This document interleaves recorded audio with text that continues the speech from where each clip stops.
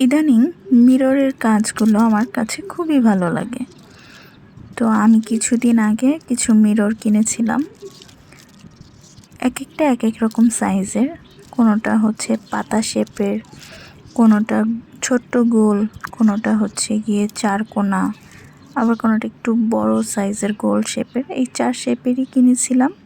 আজকে আমি আপনাদের সাথে শেয়ার করব খুব সহজে কিভাবে মিরর বসানো যায়।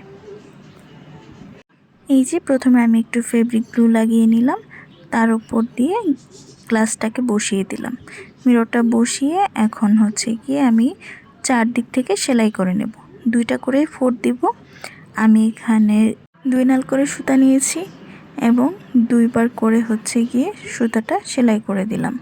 এক কোণা থেকে সুতা উঠিয়ে পাশাপাশি আরেক কোণায় গেঁথে দিতে হবে। এভাবেই চারপাশে সেলাই করে নিতে হবে। তারপর এক কোণা থেকে সুই তুলে সেটাকে বোতাম স্টিচ সেলাইয়ের মাধ্যমে পুরোটা আমি করে নিব। এটাকে বোতাম স্টিচ সেলাইও বলা হয় বা বাটন হোল স্টিচ সেলাইও বলা হয়।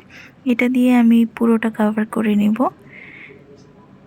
এক মাথা থেকে উঠিয়ে জাস্ট একটা প্যাচ দিয়ে অন্য মাথায় সুইটা বের করে নিব।